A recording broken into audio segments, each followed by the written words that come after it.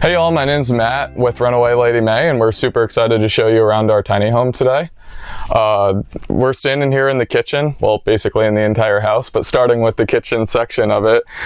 This is something my wife absolutely fell in love with and needed for our tiny home. It's a 1960s, I believe, vintage camper stove that got pulled out of a vintage camper that was actually being converted and updated. But we thought it would fit the vibe of our bus fantastically.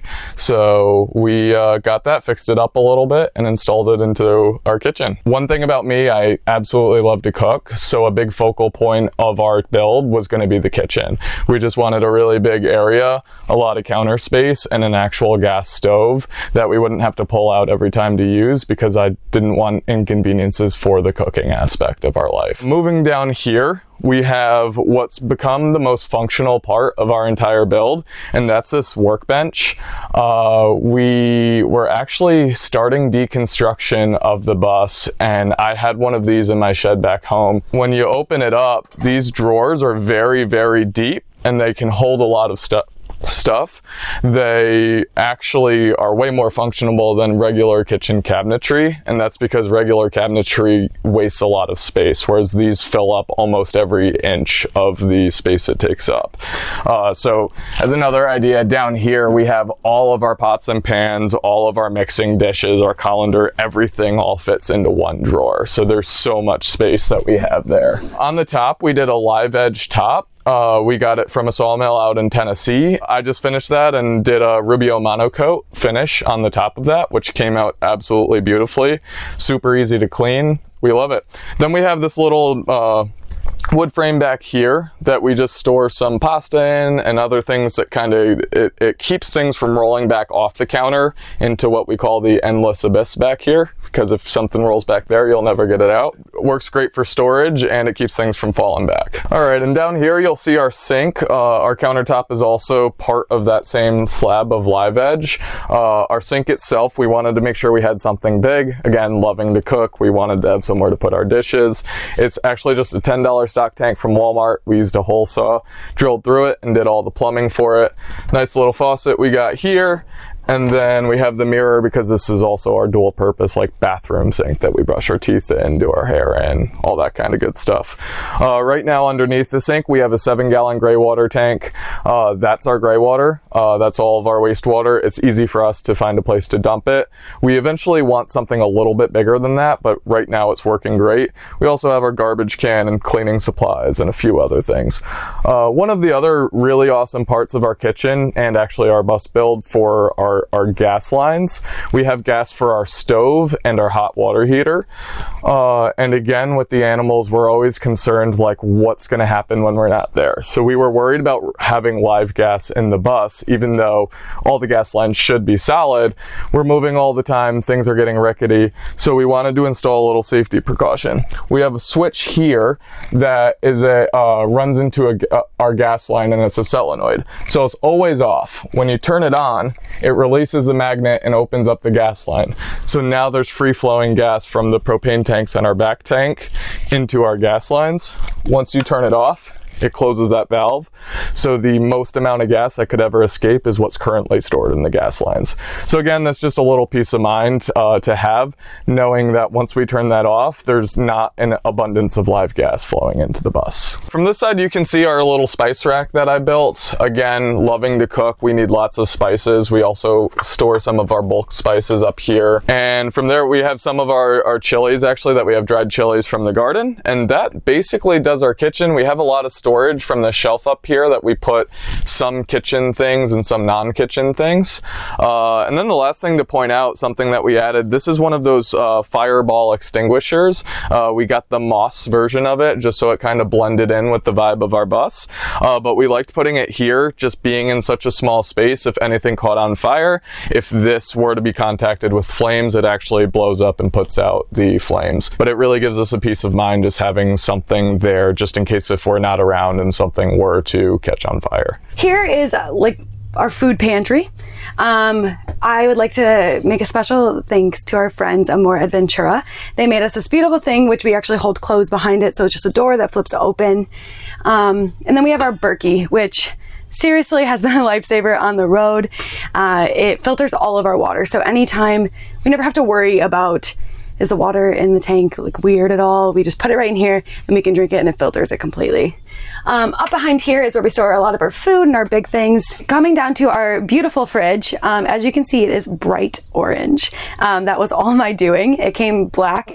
I ended up actually stripping it down, spray painting it this beautiful orange, and it's actually an RV fridge, so it stabilizes really well. We've never had it open up on us. We were worried about the space of it first because we're so used to a big fridge, but it's actually worked great and has let us have a lot less food waste, which is awesome.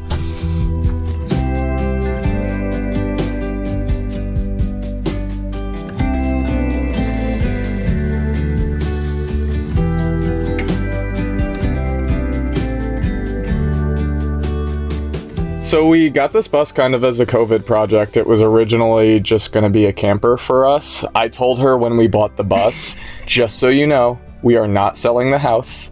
This is absolutely not going to be our new home. We're just buying the bus. And now we're selling the house. And now we're selling the house. Moving into this bus. I definitely won that battle. Yeah. That was the big part of this trip, though, is that he wanted to make sure. I kind of had this feeling that this was where our lifestyle was going to go to, and with all the self-work that we were developing at the time in our lives, like, we realized that we needed less and we wanted more experiences. So I kind of knew that, but he wanted, because he works full-time on the road too, he wanted to see how that worked as well. So that was like our beginning trip, and then about a month in, he looked at me, he was like, all right, let's do it. Like, I can totally do this. Like, the small space doesn't bug me. It's very functional, and it slowly just became this home that we never even expected to. Yep. Agreed. This is our couch, which actually folds out into a full-size bed, or just a little under a full-size bed. It's pretty simple. It's hand-built.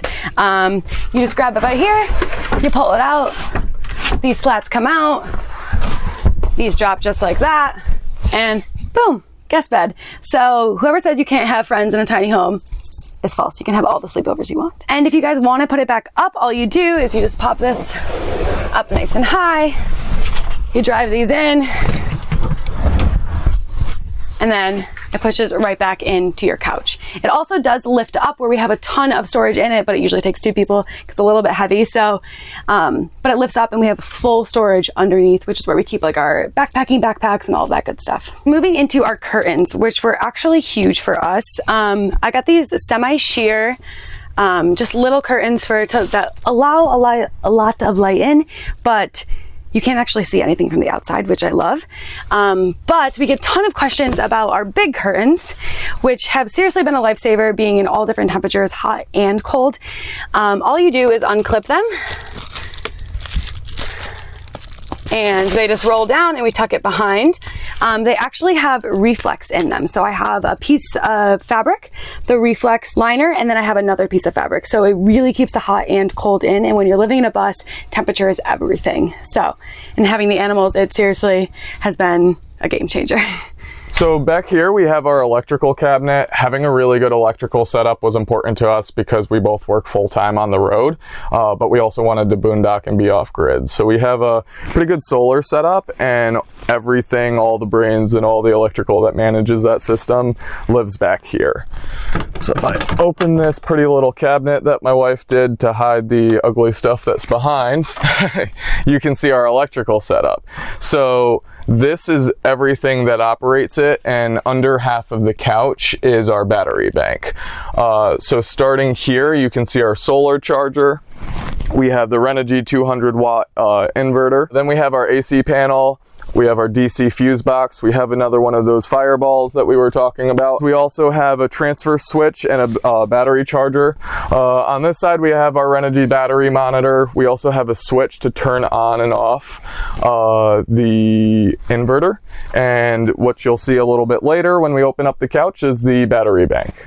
All right, guys, and then we go into our storage. So we actually only have just a couple different things of clothing storage for us. So all the white is me, all the gray is Matt, and we just have our clothes. You just pop it open, pop it closed, and they actually don't come out when you drive, which is something I didn't expect. I thought we were gonna have to do something, but they stay in pretty good. And then we have a full-size bed up here. we didn't want to waste the space by going too big with the bed because that wasn't an important part of our build for us. So full-size bed fits me, my cat, the dog, and my husband pretty comfortably. And then you basically you can lift it up. The whole bed will actually lift, and it's on risers and it's on a hinge, so we can actually access all the stuff underneath here as well. In the back here, we have our hot water heater, as well as just 2 more storage bins. And that's basically the bedroom. So now you're looking at the front of our bus. You have the captain's chair here. We do have a backup camera and an extra fan up here because it does get warm. And then an awesome thing that we were able to do, being a shuttle bus, we have a very big cap that gets extended out that the city bus sign, the LED sign, used to sit in. We took all of that out and turned it into extra storage. So we have an abundance of storage in there that we keep a lot of our extra stuff. We have yoga mats, our electric heaters, the collapsible dog kennel. When we have some firewood, we put it in there, extension cords. It just serves kind of as a good second garage, you could almost call it. And then this board itself, just a simple piece of plywood that we have, and just about everywhere we go that we've stayed long enough to be meaningful, we try to collect a sticker from it. So originally we have these awesome bus doors. Eventually down the road, we might actually put a house door in just for security reasons. Letting the animals in and out. I'd love to put a screen door and then have the animals could stay in here and I could be outside. But for now, the bus doors are great and they let in a ton of natural light and it's so nostalgic and beautiful. But at night, we love to close these. We just put our little curtains there so we get our privacy, as well as going into the work desk. Matt and I both work fully remote here on the road, so having a big workspace was extremely important. This countertop was actually from our workbench that you guys saw earlier in our kitchen. I fully stripped it down. I sanded it, I made it kind of roughed it up, and then I threw a stain on it and it looks very rustic and old, but it's actually just repurposed from our workbench. My husband did the legs, so we just have the steel legs under here, which allows us to have a lot of room. And then the bus seat, we actually loved. All of our bus seats that are original to the bus came in phenomenal condition. It was this kind of gross gray though, so I actually used vinyl spray paint and spray painted the whole thing, and it's holding up pretty well and we love it.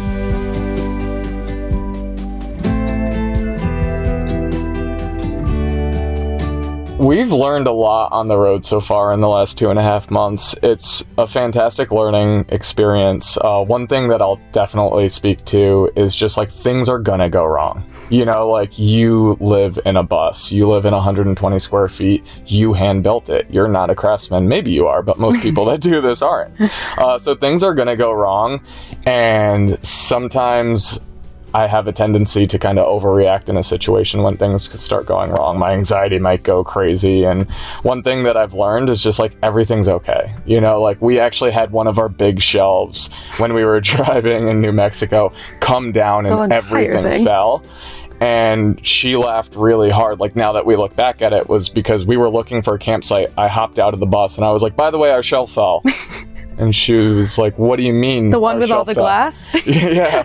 And I was like, yeah. And she was like, well, is anything broken? And I said, I don't know. I haven't checked yet. And now that I look back on it, that's a tremendous growth for me, was because I didn't have that shelf fall and freak out and go, the world's ending. Oh my God, what are we going to do? It was just that fell and we're going to put it back up there. And if something broke, we're going to fix it. And that's just kind of how living this lifestyle seems to be. So we have a Ford E-450 Shuttle bus. So it is retired from Kingsport, Tennessee. And one awesome feature that came with being a retired shuttle bus and a city shuttle bus is that it came with a bike rack already, which is awesome because we do a ton of mountain biking. I do a little bit of road biking. So being able to have this already installed when it's probably a pretty intense piece of welding to install already is phenomenal to have, and it's just super easy. You lift up and you lift down. That's it. So through these beautiful doors, which we absolutely love, you pop them open. It's the old wheelchair doors, and we have our bed that's up here. So when there's beautiful views, it is awesome to be able to open these up and have our bed. Also, this is where our bathroom is. People ask all the time why we have our composting toilet right next to our bed, and basically we didn't want to waste a ton of space in the build itself. So it just takes up zero space, and it leads right into our garage. But also we do have this awesome outdoor shower that we have our water heater hooked up in our bedroom.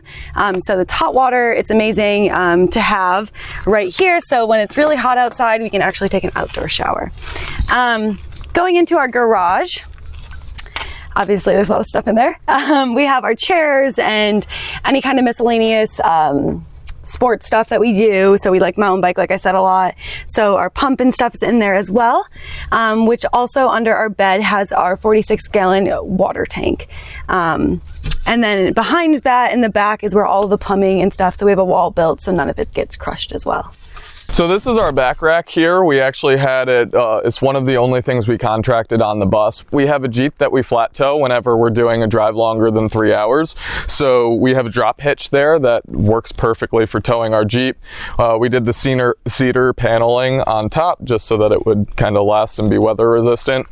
We have this plastic storage bin screwed in to the back rack, and it stores a lot of our neat stuff like our grill. We have extra engine coolant, we have our leveling blocks, we have gas cans, things like that are what's stored back there. Over here we have our two 20-pound gas tanks. We only have one hooked up at a time. We do have an extra hose for this one that we can run the grill off of, or when it gets cold, if we need to run a buddy heater, we can also use the hose and attach it to here. This is the gas line that goes in, and when we covered the solenoid on the inside, this gas line has the solenoid in between here and the inside gas lines. The last thing to highlight here is our ladder, and our ladder brings you up to our roof, so let's go check it out. All right, so we're up here on the roof. One important thing for us was to build out a roof deck that we could enjoy sunsets with. We use it all the time. Sometimes we'll do dinner up here. A lot of times just in the morning we'll come up here with our cup of coffee.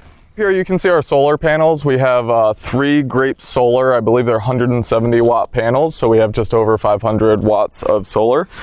We have our solar entry right there. That goes into the bus and runs back to our solar charger.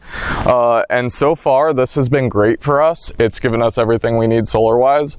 We've also been in the Southwest this entire time, where it's basically dry without a cloud in sight and sunny every day. So we'll see when we go out to the Northeast or the Pacific Northwest if we need to add some more, but fortunately we do have plenty more roof space to add more panels if we need to, and we've also thought about getting auxiliary panels. Another thing we can highlight here is we have a max fan that does a really great job of cooling the bus when it's warmer out. You can set it to suck the warm air out, or you can bring the cool air in and change up those settings. So yeah, that's our solar setup up here on the roof.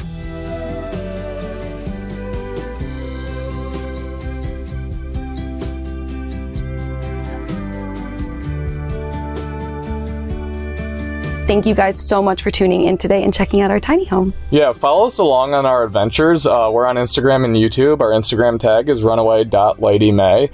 We post pretty often, and we'd love for y'all to follow us along and kind of check out what we're doing, and maybe we'll meet you on the road sometime. Check us out, and we'll see you guys next time.